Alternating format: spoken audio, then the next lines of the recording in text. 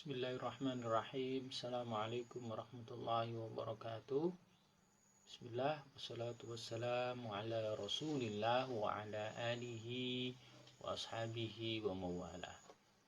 Alhamdulillah, kita bertemu kembali dalam pembelajaran bahasa Indonesia, masih dalam teks laporan hasil observasi. Pada pertemuan yang lalu kita membahas tentang pengertian, jenis-jenis observasi serta ciri-cirinya. Maka pada kegiatan kedua ini, materi kedua ini, kita akan membahas tentang gagasan utama, kalimat utama, dan jenis-jenis paragraf. Langsung saja, mari kita awali pembelajaran kita kali ini dengan bacaan Bismillahirrahmanirrahim. Gagasan utama, ya, seperti yang nampak pada teks di samping, gagasan utama bisa juga disebut dengan ide dasar atau ide pokok sebuah paragraf. Tentunya gagasan utama itu memiliki ciri-ciri. Apa sih ciri-cirinya? Jika di teks di samping itu ada banyak uraian, yaitu yang pertama, kalimatnya utuh, ya, tanpa kata sambung, terus tanpa menggunakan kalimat penjelas yang lain. Ada yang poin penting dari ciri-ciri yang dipaparkan di samping, yaitu gagasan utama itu hanya berisi subjek dan predikat. Apa itu subjek? Subjek adalah pelaku atau pelaksana, sedangkan predikat adalah kegiatannya atau aktivitasnya. Itu tadi tentang gagasan utama. Sekarang berlanjut tentang kalimat utama. Namanya saja kalimat, ya. Kalimat itu tentu adalah tersusun dari beberapa kata yang di sana memuat subjek, predikat, objek, kadang ada keterangannya, ya. Dan kalimat utama itu pasti terletak di setiap paragraf. Setiap paragraf pasti ada kalimat utamanya, ya. Kalimat utama itu berisi apa sih? Kalimat utama berisi pokok pikiran utama, ya, yang menjadi poin-poin penting daripada paragraf tersebut sebelum dikembangkan dengan kalimat-kalimat penjelas.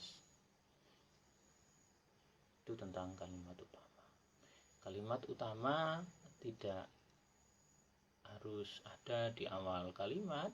Kalimat utama bisa berada di awal, di akhir, bahkan bisa berada di setiap segmen dari paragraf tersebut. Mengupas benar-benar, kalimat utama itu tidak butuh kata sambung atau biasa dalam ilmu kebahasaannya disebut konjungsi. Jadi tidak perlu konjungsi, ya. Terus kalimat utama itu berisi permasalahan yang dapat dikembangkan. Jadi poin-poin penting terhadap masalah atau sesuatu yang bisa dikembangkan. Terus ciri-ciri berikutnya yaitu kalimat utama itu berisi pernyataan yang bersifat umum. Itu tadi tentang ciri-ciri kalimat utama. Nah, sekarang pembahasan yang terakhir yaitu tentang jenis-jenis paragraf jika dilihat dari letak kalimat utamanya. Jenis-jenis paragraf jika dilihat dari letak kalimat utamanya itu ada 3. Yang pertama, yaitu paragraf deduktif. Apa sih paragraf deduktif? Yaitu paragraf yang pokok pikiran utamanya atau yang kalimat utamanya ada di awal paragraf. Tuh. Nanti kita akan sedikit menganalisis ya. Nanti akan Ustadz paparkan beberapa contoh agar kita lebih bisa memahaminya. Selanjutnya yang kedua yaitu paragraf induktif. Paragraf induktif ya. Paragraf induktif itu kebalikan dari deduktif. Kalau deduktif ada di awal, maka induktif itu pokok pikiran atau kalimat utamanya ada di akhir dari paragraf tersebut. Selanjutnya adalah paragraf kombinasi atau campuran. Namanya aja kombinasi atau campuran, maka pokok pikiran utamanya itu tidak hanya di awal, bisa juga ada di awal, nanti di tengah-tengah kalimat itu ada, atau di akhir juga ada. Jadi paragraf kombinasi itu di setiap segmen atau di setiap paragraf itu mencakup poin-poin penting daripada paragraf tersebut. Demikian tentang apa tadi? Gagasan utama, kalimat utama, dan jenis-jenis paragraf jika dilihat dari letak pokok pikiran utamanya. Sekarang kita coba menganalisis beberapa contoh ya tentang paragraf, tentang kalimat utama, tentang gagasan utama. Di tampilan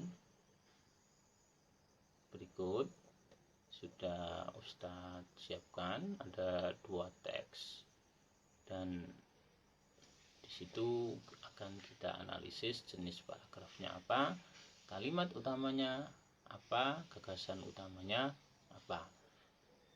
Pada teks yang pertama yaitu tentang topeng ya, silakan diamati. Nanti kita akan coba Ustadz bacakan ya. The Topeng adalah salah satu tempat wisata yang terletak di Kota Batu, Jawa Timur.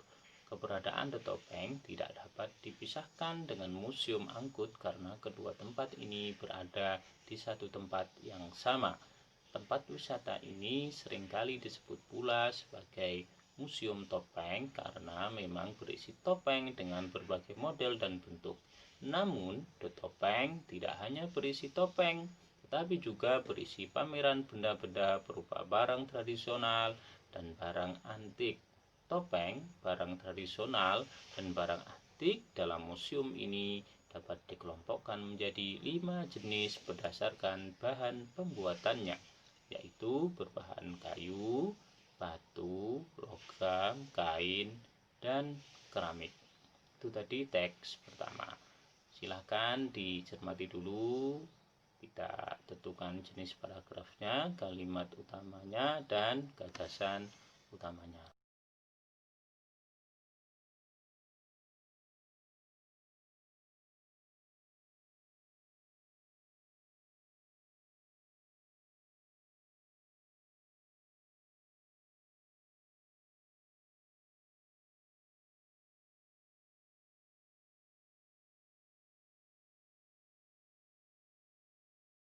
Bagaimana? Sudah menemukan jawabannya? Oke. Teks yang pertama ini kira-kira jenis paragrafnya apa? Apakah deduktif, induktif, atau mungkin kombinasi? Oke. Ya. Jika kita memilih paragraf ini paragraf deduktif, maka jelas pokok pikiran utamanya ada di awal, yaitu The Topeng adalah salah satu tempat wisata yang terletak di Kota Batu, Jawa Timur. Mendekati kebenaran. Cuman ternyata dalam teks tersebut tidak hanya menginfokan tentang Museum The Topeng yang terletak di Kota Batu, Jawa Timur, tapi ada hal yang penting juga, yaitu tentang isinya The Topeng. Museum The Topeng itu isinya apa saja? Maka jawaban yang benar adalah paragraf tersebut, jenis paragrafnya paragraf kombinasi. Nah, setelah kita menemukan jenis paragraf itu, paragraf kombinasi, maka kita harus mencari kalimat utamanya apa. Seperti yang Ustadz sebutkan tadi, bahwasanya ada di paragraf awal, tapi juga ada di kalimat yang awal, tapi juga ada di kalimat-kalimat berikut. Ayo, silakan. Oke, langsung saja untuk menyingkat waktu. Kalimat utamanya yaitu apa? The Topeng adalah salah satu tempat wisata yang terletak di Kota Batu. Jawa Timurnya tidak perlu kita sebutkan karena tidak ada Kota Batu lain selain Kota Batu yang ada di Malang. Nah, selanjutnya The Topeng itu isinya apa? Itu juga termasuk kalimat utama. Maka kita sertakan juga The Topeng tidak hanya berisi topeng, tapi juga berisi pameran benda-benda berupa barang tradisional dan barang antik. Sebenarnya kalimat utama seperti ini masih bisa disingkat lagi dengan apa? Dengan mengurangi kata konjungsi atau kalimat penjelas. Bisa misalnya The Topeng, tempat wisata di Kota Batu yang berisi topeng, terus benda-benda tradisional dan barang antik. Itu bisa disingkat seperti itu. Jadi tentang kalimat utama. Selanjutnya coba kita analisis gagasan utamanya. Ingat, gagasan utama itu berisi subjek dan predikat. Apa kira-kira? Jadi apa kira-kira gagasan utamanya? Oke, kita cari subjeknya dulu. Ya, subjeknya adalah The Topeng. Jadi kita sudah menemukan subjek dari kalimat tersebut. Subjeknya adalah The Topeng. Selanjutnya kita cari predikatnya. Dalam kalimat ini predikatnya ada dua, wisata dan pameran. Ya, jadi bisa kita pakai keduanya. Jadi apa? Yaitu gagasan utamanya adalah wisata The Topeng dan pameran The Topeng. Oke. Selanjutnya contoh teks yang kedua, tapi kita tidak bahas di sini ya.